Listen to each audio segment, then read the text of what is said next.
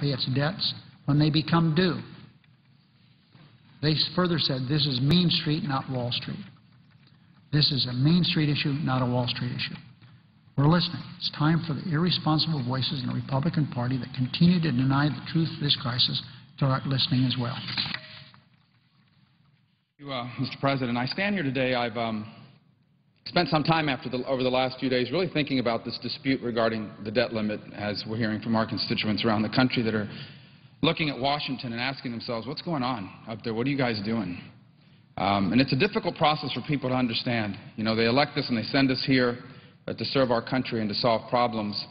And yet they read in the newspapers all these startling statements now that the President saying a few days ago that he can't guarantee Social Security payments, others saying that our bond rating might be at risk.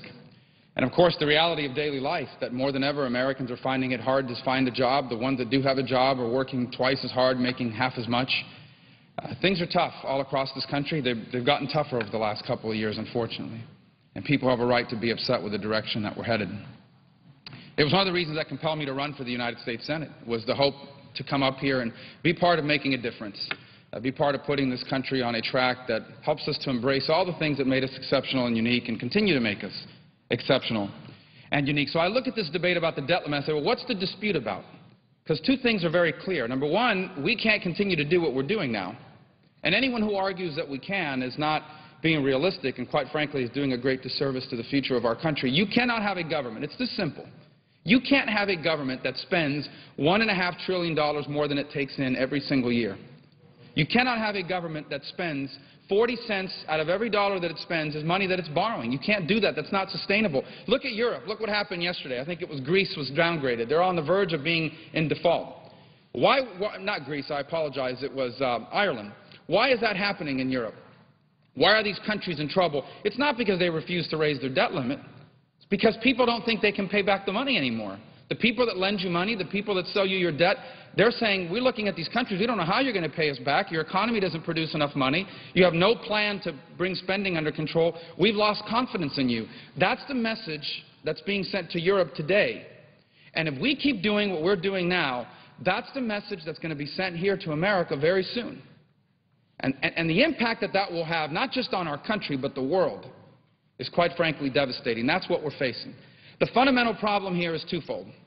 We have a government that spends too much money, more money than it takes in, and we have a government that doesn't take in enough money to pay its debts because its economy is not growing.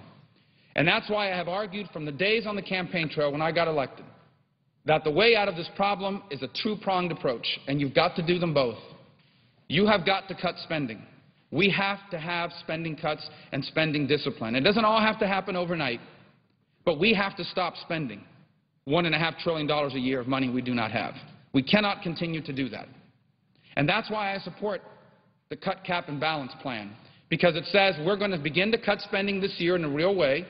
We're going to cap the ability of government to continue to grow its spending in future years, and we're going to give the states the right to ratify a balanced budget amendment for our country that basically says you can't spend more money than you take in.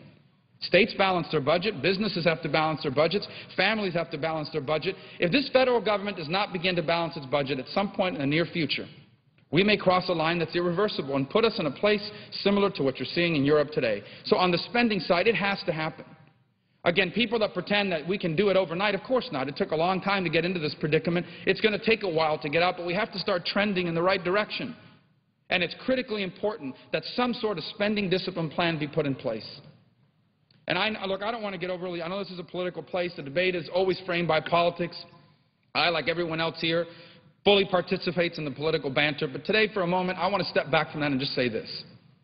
Ultimately, I want to see a solution to the spending plan, and I will welcome that solution if it comes from the White House, if it comes from our minority leader, if it comes from our majority leader.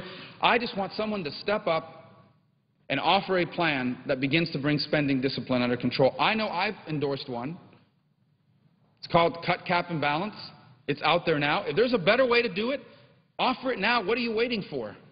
Now's the time to offer it. If someone in this building has a better way to bring spending under control, then now's the time to offer it. Don't negotiate in the shadows. All these negotiations that are going on, we're hearing about in the press.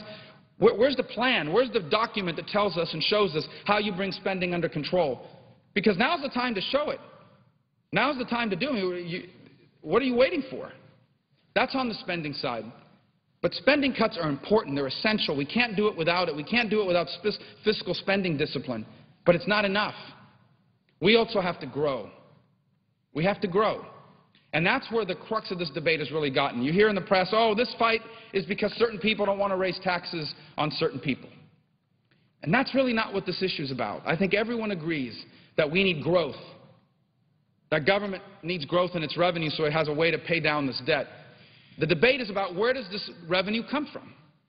Some argue, well, the way you get more money for government is you raise taxes on people. You raise taxes on really rich people. And I have two problems with that, and neither one is ideological. My first problem is it doesn't work. You can't possibly raise taxes high enough to collect enough money to make a difference on the debt. I looked at some of the tax increases that the President and others have proposed. It adds up to less than 10 days of deficit spending. Even if you raise the taxes of what they define as rich to 100% next year, it's still not enough money just for 1 year's deficit. And so tax increases don't work because they don't work. They don't generate enough money to do anything about it. And the second reason why I can't support tax increases is because it will kill jobs. And this debt thing is a huge issue. It's really important. But the jobs issue is even more important. The number one issue in Washington is the debt, and rightfully so. It's a huge, enormous, generational issue. But unemployment is the number one issue in America. We're talking about people that have worked hard their entire lives, that went to school, that did everything that was asked of them. And now they go out into the job market and they can't find a job. It's especially astonishing among young people. 25, 30 years of age, they went to college, they got their degree. Now they're out there trying to find a job and they can't find one. Certainly not for what they studied to be. We have to get that turned around. Every other problem we face in our country, the housing crisis, all these other problems become easier to deal with if you have more people working, people making money, people paying their taxes, people spending money into the economy. Unemployment is what we have to get at. And you're not going to create jobs by tax increases. And if someone in this building, if someone in Washington has a tax increase that creates jobs, I invite you to offer it. We're all ears. Right now, if someone in Washington has a tax increase that helps create jobs, then now's the time to offer it. I would submit to you, you're not going to find one. Because there are no tax increases that will create jobs. And if you don't create jobs and you don't grow this economy, there is no way out of this debt. You cannot cut your way out of it, and you certainly can't tax your way out of it. Does that mean we don't do anything about taxes like I hear some commentators saying in the press? Of course not. Our tax code is broken. There are a bunch of things in the tax code that do not belong there, and I think there's bipartisan support. Whether the media tries to ignore it or not, I think there's bipartisan support in the Senate, in the House, in Washington for tax reform. Tax reform, we can get done. Tax reform means we're going to look at the tax code, and if there are things in the tax code that are there because somebody hired a lobbyist and got it put in the tax code, but it's not really good policy, it shouldn't be in there. And if we find enough of those unfair things in the tax code, then we can lower everybody's rates. We can make the rates flat. We can make the tax code simpler and easier to comply with. And that's what we should aim at, because that's what job creators tell us. I mean, I swear to you, I have never met a job creator that told me that they're looking for a state with high taxes and burdensome regulations. I've never met one. There may be one. And again, I invite anyone here in Washington, D.C. to produce for us a job creator, a company or an individual who says that what they're looking for is they're looking to open a business someplace where the taxes are high and difficult to understand and the regulations are expensive to comply with. Because that's what we have in America. You want to know why jobs aren't being created? Because that's what we have in America. So if someone knows of a job creator anywhere in the world that's looking for a high, complex tax environment or looking for a high regulatory environment, I would like to meet them. Because I have yet to meet a job creator that's looking for that, and that's what we have. I would submit to you that there is support, there is bipartisan support for the idea of tax reform, of simplifying our tax code, of making it easier to comply with, of, if we do it the right way, of lowering everybody's tax rates so that people have more money in their pocket to spend into the economy, to grow their business, to start a new business. Because that's how jobs are created. I know that all of us would like to think that senators and presidents create jobs. Not outside this building, they don't. Jobs are created when everyday people from all walks of life decide, you know what I'm going to do today? I'm going to open up a business. I'm going to open up a business in the spare bedroom of my home or out of the garage. Or when someone has an existing business and decides, I want to grow this business, I'm going to hire a couple more people because I have belief that this business can do better. We need to get people excited about doing that again, and you're not going to get them excited about doing that again if our taxes and our regulations are out of control. So let's begin to focus, with regard to this debt limit, on some of the things that there has to be agreement on. And there are two things. We must control our spending, and we must put a plan in place that shows the world how America will bring its spending under control, and we have to do something to grow our economy. And you ask any job creator in the real world, what are you looking for to grow your economy, to create jobs? And they'll tell you, we're looking for confidence.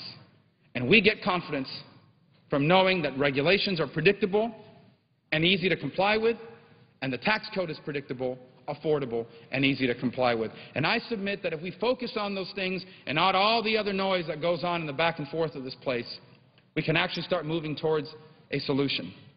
The last point I would make is the word compromise is a very popular word around here. And there's nothing wrong with compromise so long as the compromise also happens to be a solution. Because if your compromise doesn't solve the problem, you've just created a new problem. Nothing wrong with compromise. Maybe your ideas of tax reform are different than my ideas of tax reform. But ultimately, we have to solve the broken tax code. So compromise is not a dirty word unless the compromise makes it worse, not better. And too often times in politics, compromise leads to things that make things worse, not better. And if you raise taxes in this economy with 9% unemployment, you're going to make things worse, not better. So I hope that we will rally in a bipartisan fashion around the concept of tax reform, of creating a tax code in America that encourages people to create jobs here once again. Because if we can solve the jobs issue, if we can begin to solve the unemployment issue, all these other issues that we face as a nation become easier to deal with. And with that, I thank you for your attention. Mr. President, I note the absence of a quorum. Mr. President, we are at a pivotal moment in American history, and I think many Americans are confused and perplexed and angry and frustrated as to where we are today and how we got to where we are and what the consequences of decisions made in the past or being made right now will mean to their families. Let me just take a minute to try to give you my view as to how we got to where we are and what our options are. As you have just stated, Mr. President, and Senator Harkin before you, anyone who talks blithely about default and saying it is not a big deal for this country clearly does not understand what he or she is talking about. This is the greatest nation in the history of the world. This is a nation whose faith and credit has been the gold standard of countries throughout the world. This is a nation since George Washington which has paid out every nickel that it has borrowed, which is in fact why it is the great nation that it is and why we have the strongest economy in the world today, troubled though it may be. The idea for some people to simply say, oh, not a big deal, we're not going to pay our debt, nothing to really worry about, those are people who are wishing our economy harm for political reasons, and those are people whose attitudes will have terrible consequences for virtually every working family in this country in terms of higher interest rates, in terms of significant job loss, in terms of making a very unstable global economy even more unstable. This country, which has paid its debts from day one, must pay its debts, and I can't say it any more clearly than that. Now, our Republican friends, especially our right-wing friends who now control the House of Representatives, they have given us an option. And here's their option. What they have said is we want to do deficit reduction, and this is how we're going to do it. We're going to end Medicare as we know it and force elderly people, many of whom who don't have the money, to pay substantially more for their health care. So when you're 70 under their plan and you get sick and you don't have a whole lot of income, we don't know what happens to you. They forgot to tell us. But what they did tell us is Medicare is not going to be there for you. And they told us that tomorrow, if their plan was passed, you're going to have to pay a heck of a lot more for the prescription drugs you're getting today. Oh, you don't have the money. Hey, that's not our problem. And they told us we're going to make savage cuts in Medicaid, throw millions of kids off of health insurance when 50 million Americans have no health insurance today. They want millions more without any health insurance. And if your mom or dad is in a nursing home and that nursing home bill is paid significantly by Medicaid and Medicaid isn't paying anymore, they forgot to tell us. What happens to your mom or dad in that nursing home? What happens? And what happens today if you are unemployed and you're not able to get unemployment extension? What happens if you're a middle-class family desperately trying to send your kids to college and you make savage cuts in Pell Grants and you can't go to college? What does it mean for the nation if we are not bringing forth young people who have the education that they need? They forgot to tell us that. And if one of the growing numbers of senior citizens in this country who are going hungry, they want to cut nutrition programs. And on it goes. Every program that has any significance to working families, the sick, the elderly, children, the poor, they're going to cut.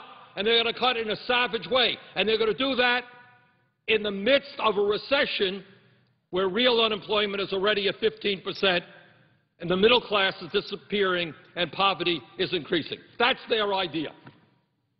And then when you say to them, well, hey, the very, very rich are doing phenomenally well. The top 1% now earns more income than the bottom 50%. The top 400 wealthiest families in this country own more wealth than the bottom 150 million Americans.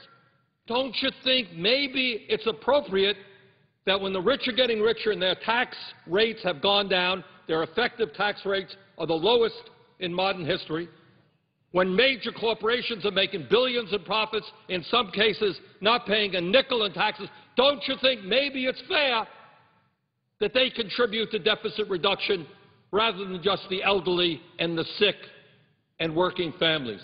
And they say, no, we've got a line in the sand, and if it means this country will default on its debt for the first time in history, that's okay.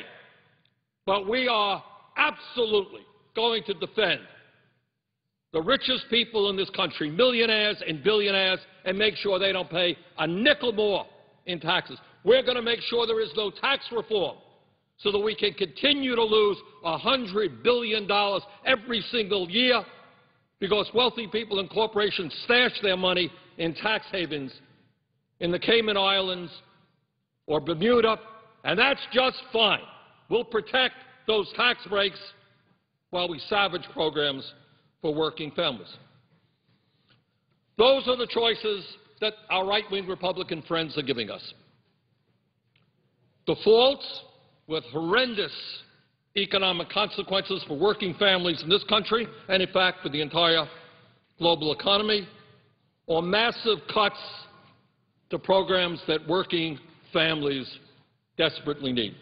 Well, you know what, Mr. President? Neither of those options are acceptable to me, and neither are those options acceptable to the vast majority of the people in this country. Every single poll that I have seen says that the American people want shared sacrifice. They don't want or believe that deficit reduction can simply come down on the backs of the weak and the vulnerable, the elderly, the children, and the poor. That the wealthy and large corporations also have to participate. Mr. President, I must also, in all honesty, tell you that I have been disappointed by the President's role in these discussions and some of his ideas. He has brought forth an idea which I categorically reject, that we should make significant cuts in Social Security, that when someone reaches the age of 85, they would lose $1,000 as opposed to what they would otherwise have gotten. This senator is not going to balance our budget on the backs of an 85-year-old person who's earning $14,000 a year. Not with my vote.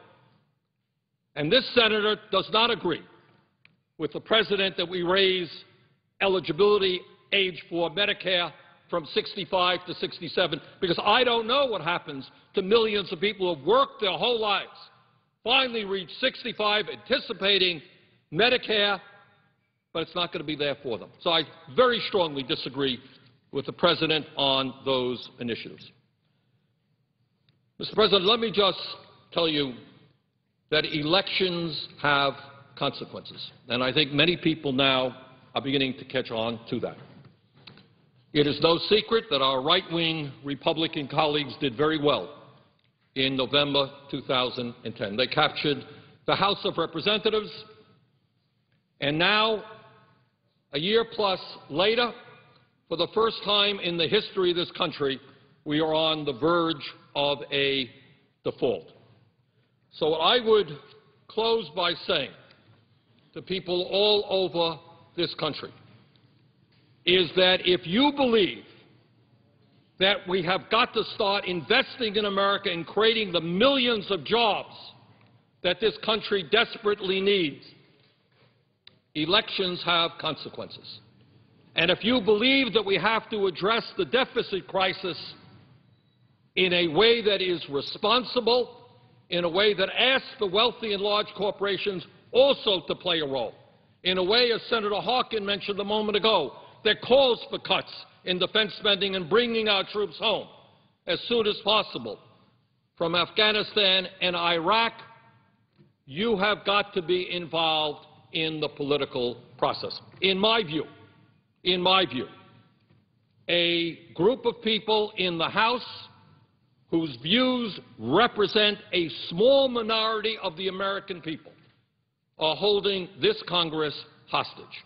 And it is time for the American people to stand up and say, enough is enough.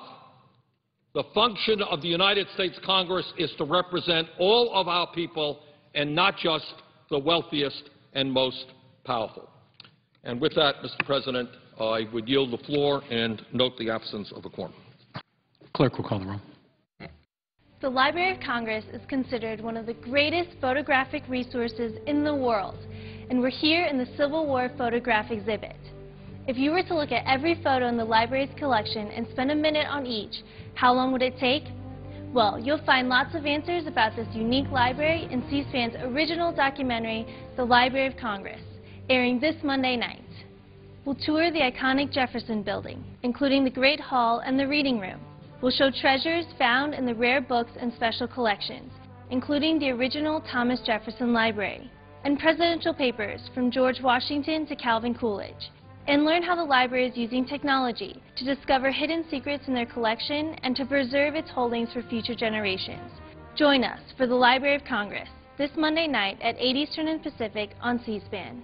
If you looked at every photo in this library's collection and spent just 1 minute on each, it would take over 24 years to see them all. This weekend on American History TV on C-SPAN 3, American Artifacts visits the Lillienquist exhibit of Civil War photographs at the Library of Congress. Author Christopher Moran on his new book, Classified: Secrecy and the State in Post-War Britain. And Professor Liad Gidlow looks at the issues of civil rights in the early 1990s. Get the complete weekend schedule at cspan.org/history.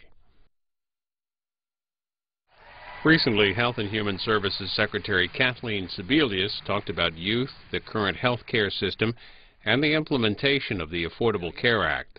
From the Campus Progress National Conference, this is 15 Minutes. How are you?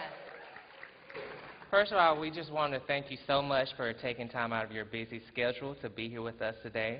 We know that you have an incredibly busy job, and so we're just thankful that you're taking time to talk with us today. I guess we really want to thank you for not only being there to push and pass health care reform, but implementing health care reform as well. I know, thinking about our generation, we definitely benefit from two major provisions of the Affordable Care Act. One is the dependent coverage, where I know my parents are excited that I can stay on their plans to, I'm 26, and also making sure that college plans come under the consumer protections under the Affordable Care Act. So we are so excited to have you here today. Absolutely. So during this little Q&A that we're about to embark upon, we'd like to talk about young people in healthcare, because I think, as a lot of people in this room know, just because you're young doesn't mean you don't need to care about your health or that you don't get sick. And as we all had the pleasure of hearing earlier today, President Clinton highlighted some of the ways that healthcare is working for Americans. However, not all of America wants it to. And so that leads us into our first question for you, which is, with a divided Congress, how can HHS use its own authority to improve Americans' health? Well, the great news is that the Affordable Care Act is the law of the land, and so we are implementing the law of the land and letting people take advantage of the benefits.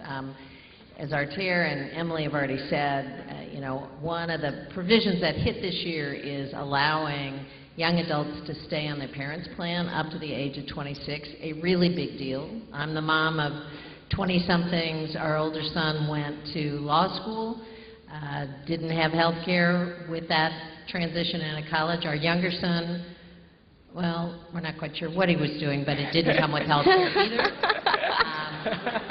But, you know, that's changed, and that's really good news. And we know about 600,000 young adults are already enrolled in their parents' plan. Probably up to 1.5 million people can do that. So a step at a time, we're putting the provisions in place, and I think that's really good news for a lot of Americans who now can take advantage of the plan. Parents with kids with pre-existing health conditions no longer have to worry about the fact that their children will be blocked out of their insurance policy. That took place in 2010 also, and I know that's a big step forward. So the Congress is continuing to peck away and pick away, but frankly, until they would be able, which I hope is never, to repeal the bill and have the President Obama, sign that repeal, this is the law of the land. So we're going to implement the law and make sure everybody has an opportunity to have health care in this country.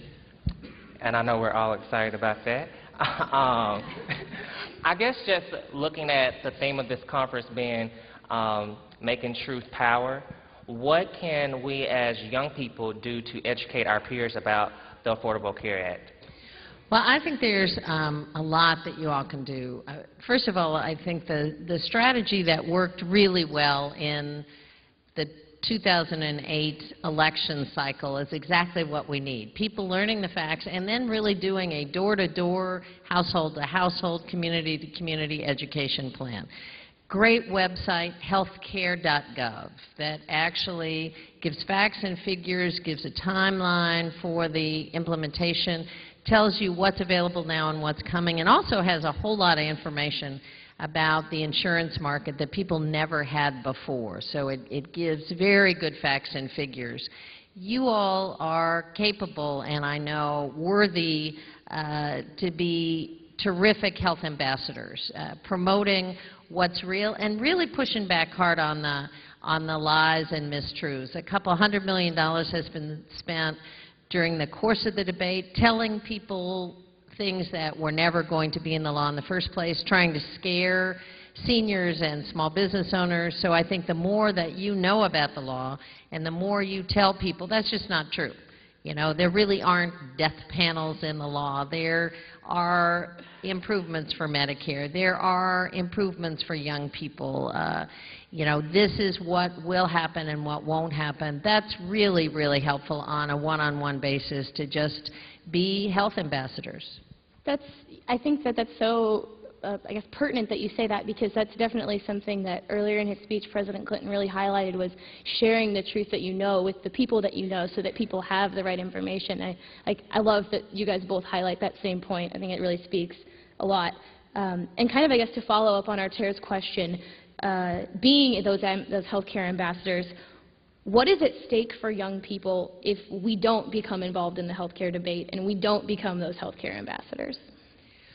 Well, I think one of the major laws that passed 46 years ago, long before you all were born, was Medicare and Medicaid, which put a framework together for the poorest Americans and for seniors in this country that said, you know, you have a guaranteed right to health care. You make it to 65 in this country and you shouldn't go bankrupt. You shouldn't lose your house. You shouldn't lose your kids' assets because of a health incident. At the point that Medicare was passed, about 70% of adults had no health insurance as they went into their senior years. So you are now on the brink of that same promise made to the rest of the country.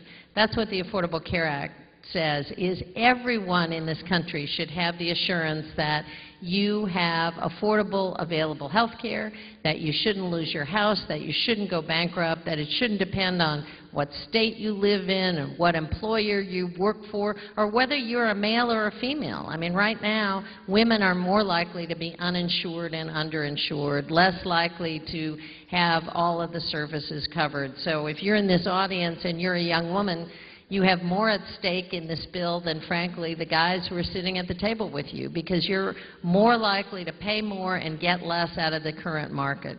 So we're on the verge of that promise being delivered to the entire country.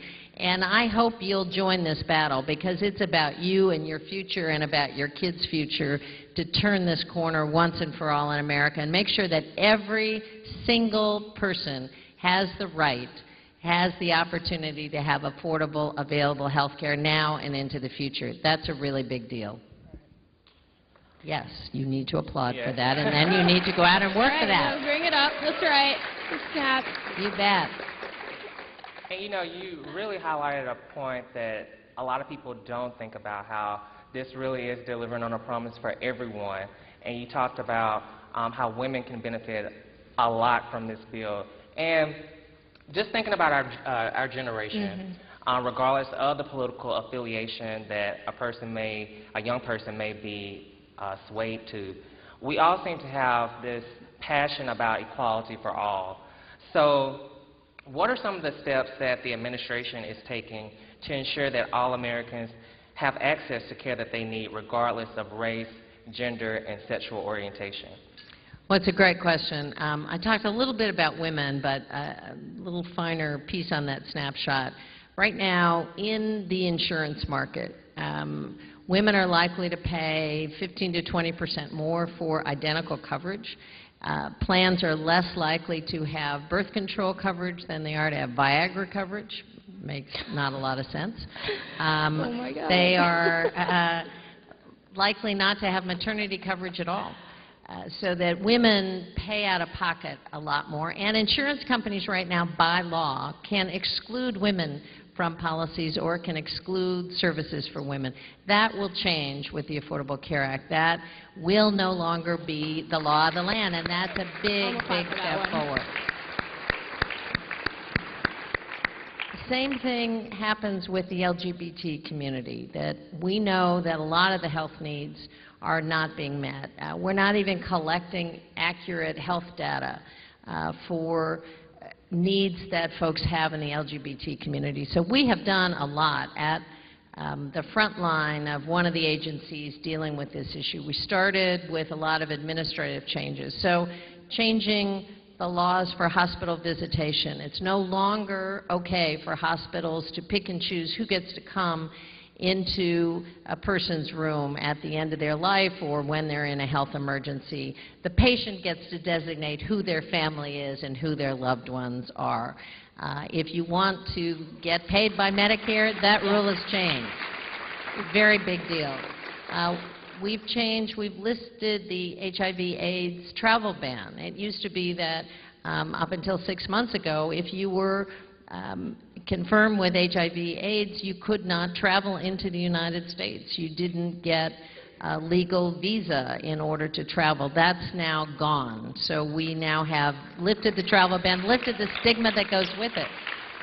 We're moving into an era where we have a lot of new domestic strategies on dealing with folks with HIV/AIDS, but also testing protocol and outreach protocol. We're at the forefront of dealing with the anti-bullying initiative throughout our schoolwork and behavioral health services, and really moving to the point where we're not only going to start collecting important health data, but that will allow us to do a lot more research for the LGBT community, a really big step forward. So not only does the Affordable Care Act create a marketplace, create Medicaid coverage for a lot of folks who couldn't get it, but also make sure that there is affordable health coverage for AIDS and HIV positive patients, because here's the deal.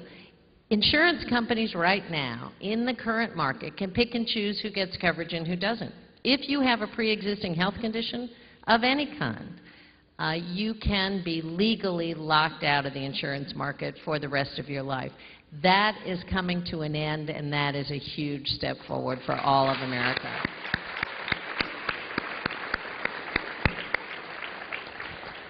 And then this, I guess, is on a more personal note. I think for a lot of us, it's easy to forget that you, aside from being a cabinet secretary, are also a real person who goes to work every day and has those kind of experiences. And so I guess this question kind of touches on that. What, for you, has been the biggest joy of being so instrumental in the passage of such a historic health reform? But then on the flip side of that, what has been the biggest headache and struggle of working to constantly defend the reforms that you're working on? Well, I have, in terms of the biggest joy, I mean, first of all, it is just a thrill to be in this cabinet. I am a huge fan of our presidents, and I have to pinch myself on a regular basis sometimes when I look around the room and think, you know, I'm not seeing a photograph. This is me. I'm in this room. I have little out-of-body conversations with myself. But on a personal note, my dad was in the United States Congress in 1965. He sat on the Energy and Commerce Committee.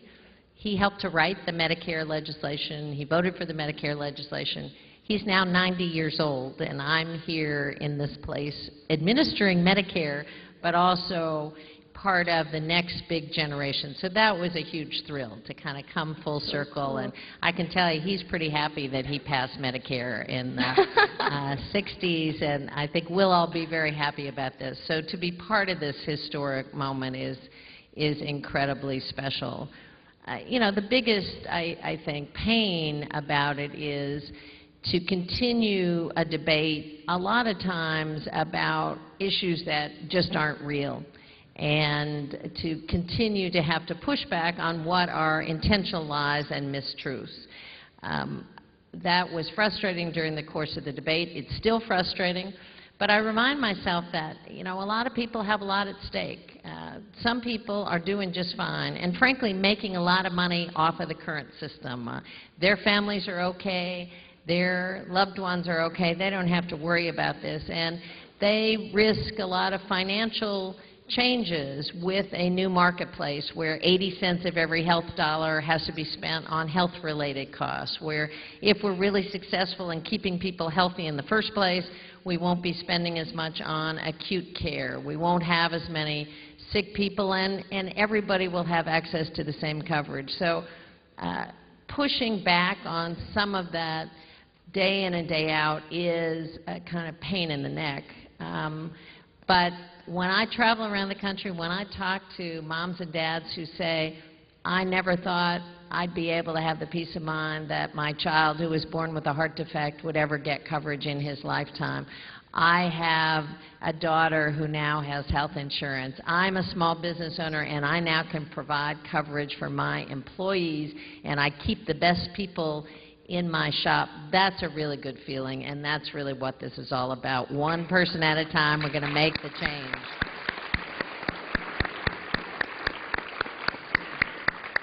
Well, Secretary Sebelius, we all thank you so much for all the work that you do.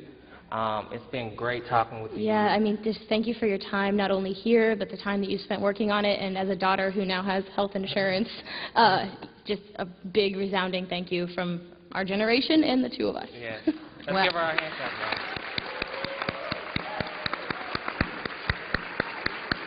One final request. We really need you. We need your voices. We need your energy. We need your effort to make sure that this moment is not lost. Part of the moment is to make sure we have a president in 2012 and beyond who is committed to this plan. Part of it is to push back on the mistruths, so we have a Congress who wants to continue to move ahead. This is an important moment. When Social Security was passed, it was 5 years between the time that the taxes began being collected and the time the benefits went into place. There were numerous bills that went through Congress all the way to the President, were vetoed by the President to repeal Social Security. There were a bunch of court challenges that made their way through courts to declare it unconstitutional. But once the benefits were fully realized by the American people, that debate was over forever. So that's the moment we're in right now, and we need your help to make sure we never go back again. We only go forward. Thank you very much.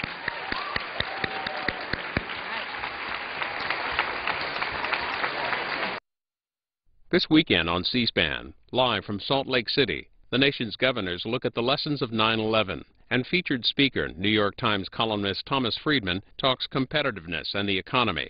Look for live coverage Saturday at 5:30 Eastern and Sunday at 1:30 Eastern. The National Governors Association, this weekend, online, on C-SPAN Radio, and on C-SPAN. This weekend, on Book TV on C-SPAN 2. On Afterwards, in Hesitation Kills, Marine Major Jane Blair relives her experiences on the front lines in Iraq. In Railroaded, Richard White gauges the impact of the Transcontinental Railroad on the Gilded Age. And in Eisenhower 1956, David Nichols looks at the Suez Canal crisis. Eisenhower faces a change in the Cold War's balance of power. Look for the complete Book TV schedule at booktv.org and sign up for a Book TV alert, weekend schedules, in your inbox.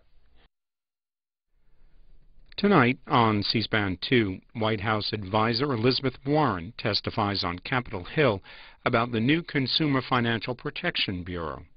The Senate Foreign Relations Committee holds a hearing on Sudan and the new nation of South Sudan. And later, today's funeral for former First Lady Betty Ford. Consumer Financial Protection Bureau advisor Elizabeth Warren faced another round of tough questions at a House Oversight Committee hearing on Capitol Hill today. This was her third trip to Capitol Hill to talk about the new agency set to begin work next Thursday, July 21st. Good morning. The Consumer Financial Protection Bureau was created as part of the Dodd-Frank Act. Its primary duty is to oversee financial products, including mortgages and credit cards. This is 3.5 hours. We exist for two fundamental principles. First, Americans have a right to know that the money Washington takes from them is well spent. And second, Americans deserve an efficient, effective government that works for them. Our duty on the Oversight and Government Reform Committee is to protect these rights. Our solemn responsibility is to hold government accountable to taxpayers, because taxpayers have a right to know what they get from their government. We will work tirelessly in partnership with citizen watchdogs to deliver the facts to the American people and bring genuine reform to the federal bureaucracy. This is our mission. Today's hearing is an important one because the Consumer Financial Protection Bureau is intended to bring protections to the American people in and around financial products. We're here not to micromanage every aspect of that. The committee, the Financial Services Committee, has a responsibility to look at the details of that. What we are here to do is our oversight role as to government organization, whether or not this agency is properly designed and prepared, whether the funding stream is appropriate and verifiable, whether it will be transparent,